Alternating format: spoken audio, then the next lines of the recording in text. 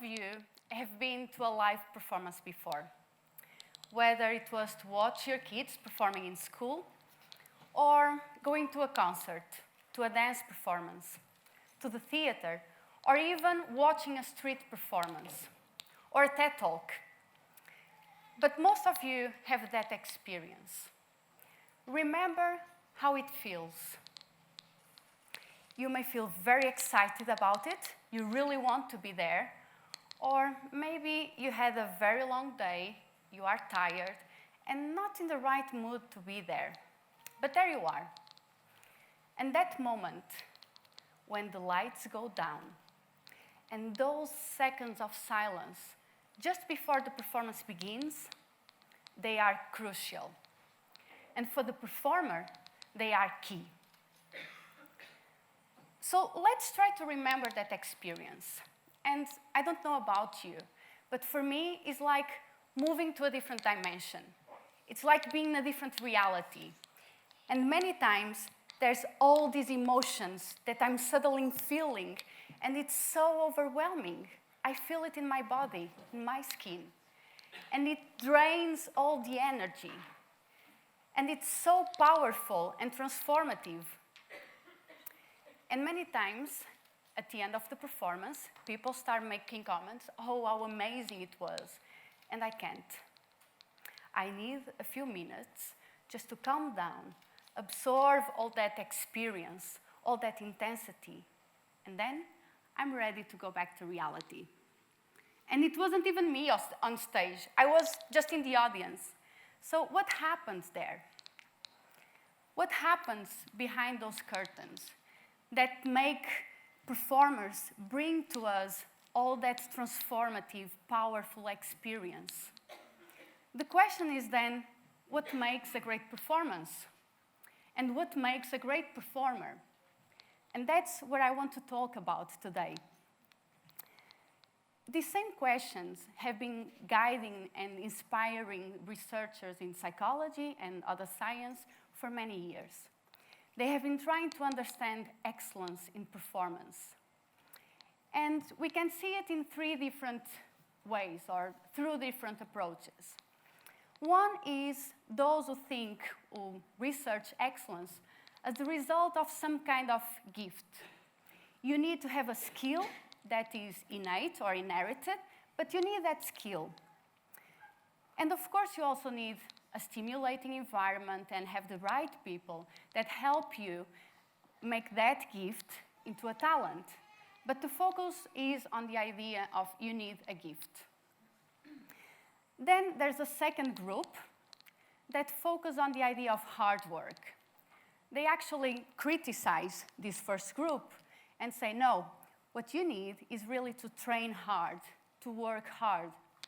And this is where, for example, the concept of deliberate practice or the idea that you need 10,000 hours to become an expert emerge and inspire so many people and researchers in many domains. But here the focus is hard work, proper training. Then there's a third group that looks at excellence as the result of having some kind of wisdom, expert knowledge in the way you deal and understand with the complex, meaningful, and complicated and uncertain aspects of life. So an excellent performer would be also a wise performer. Now, when it comes to understand human performance at the highest levels, those who really know about it is the sports psychology and sports science people.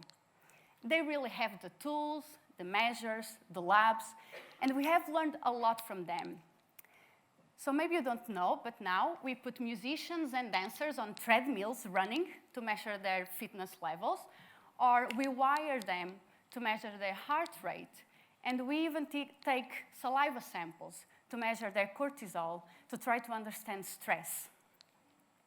And actually, when I try to explain what I do, and I'm a psychologist and researcher in performance science, I work with artists, I usually have to give an example and say, oh, I'm kind of a sports psychologist for performers. And then people kind of understand. Well, it's not the same. Athletes and artists may be very similar in many aspects, but they are also very different. And I want to tell you a little bit more about the life of a performing artist.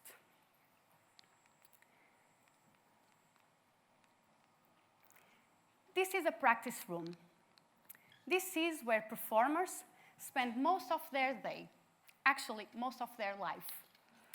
And as you can see there isn't much distractors, only what is absolutely necessary to develop a skill, to develop a talent. Actually, this is a very good room because there's a window. Lucky them. There's some light, natural light. Now, in that room, you can also see that there's a mirror. And that mirror is where performers learn to see their mistakes and to correct their mistakes. That mirror can have a huge impact in their self-esteem, their confidence, and their identity. And that mirror reflects not only how they see themselves, their self-judgment, but also reflect all of us, members of the audience, family, researchers, teachers, that expect them to perform at the highest levels all the time.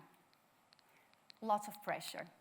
They live under constant pressure, constant judgment, constant pressure and stress so that they can perform at the highest level. Now, these need to develop the skills in a room like this, and this could also be a dance studio, for example, to be able to show their skills in a room like this and play, perform beautifully. Now, how do they do that?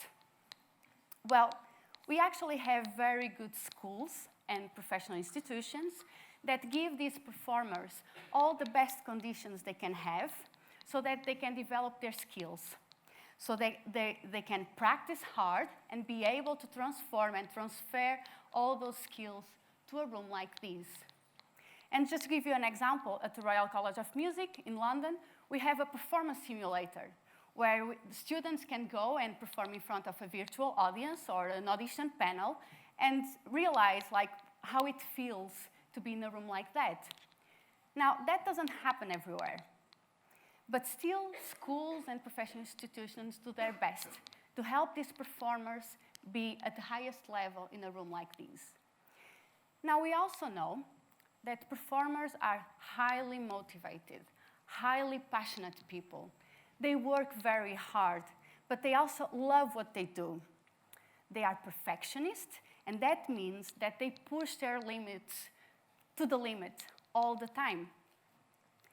And they are also very organized. They need to, because every hour of their lives is precious. They need to take that time to make their skills perfect. So we know all these, that they are highly motivated people, that there's the resources available to help them do that. Now, maybe you don't see that when you go to a live performance, but there's a less glamorous side to the life of a performer. And let me tell you a little bit about it. Performers work very, very hard to actually be able to perform and make a living of it, which means that they spend many hours of their day practicing, going to auditions, going to competitions to get a job.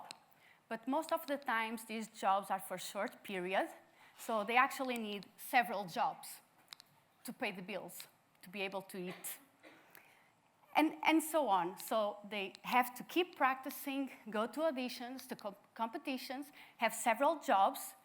Their work-life balance is a mess. The work conditions are very poor, and as they get older, as you can imagine, things don't get easier. So career sustainability is really an issue for performers. We also know that they don't eat, sleep, rest, or exercise properly because they have very busy lives. They work antisocial hours. And for example, we have recent studies that show that performers are at high risk of sleep disorders, which can have a huge impact in cognitive and motor ability, which they need to perform at the highest levels. We also know that research shows that performers are not very good asking for help. So their health and attitudes towards health are not great. They usually ask help to their teacher first, they follow their guidance, and then maybe they can ask the help of their friends or family, and when they can't cope with it anymore, then they seek professional help. And why this happens? Because showing that you have a problem in the performing arts is showing that you have a weakness. You can't show it, because if you show it, someone will replace you immediately. And that person that will replace you, it's probably your friend, because their friends are also direct competition.